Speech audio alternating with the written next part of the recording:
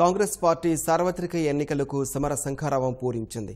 ప్రధాని మోదీ స్వరాష్ట్రమైన గుజరాత్లోని అహ్మదాబాద్ నుంచి ప్రచార పర్వానికి శ్రీకారం చుట్టింది.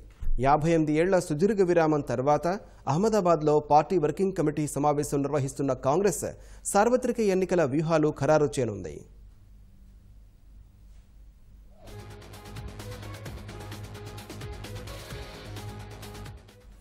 ప్రధాని నరేంద్ర మోదీ స్వరాష్ట్రమైన గుజరాత్ నుంచే కాంగ్రెస్ పార్టీ ఎన్నికల ప్రచారం ప్రారంభించింది.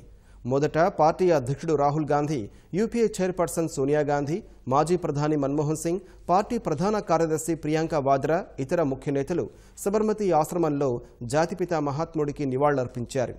మహాత్మాగాంధీ మార్చి 12న ప్రారంభించిన దండి సత్యాగ్రహాన్ని గుర్తు చేసుకుంటూ ముఖ్య నేతలంతా ప్రత్యేక ప్రార్థనల్లో పాల్గొన్నారు.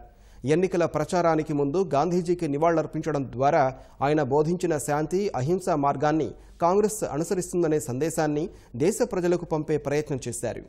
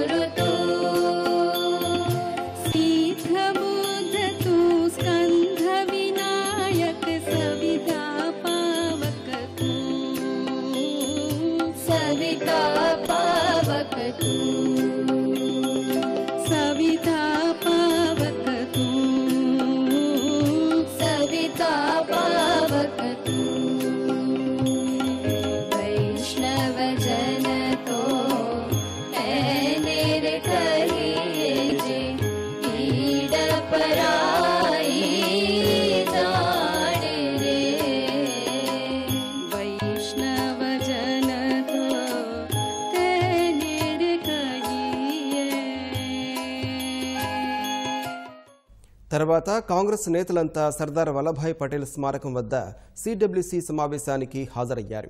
ఈ సమావేశంలో సార్వత్రిక ఎన్నికల్లో అనుసరించాల్సిన వ్యూహాలను ఖరారు చేయనున్నారు. సిడబ్ల్యూసీ భేటీ తర్వాత గాంధీనగర్ జిల్లా అదలాజ్లో జరిగే బహిరంగ సభలో నేతలంతా పాల్గొంటారు. ప్రత్యక్ష రాజకీయాల్లోకి అడుగుపెట్టిన తర్వాత ప్రియాంక వాద్రా తొలిసారి ప్రజలను ఉద్దేశించి మాట్లాడనున్నారు. ఈ సందర్భంగా పటీదార్ ఉద్యమ నేత హార్దిక్ పటేల్ కాంగ్రెస్ పార్టీలో చేరనున్నారు.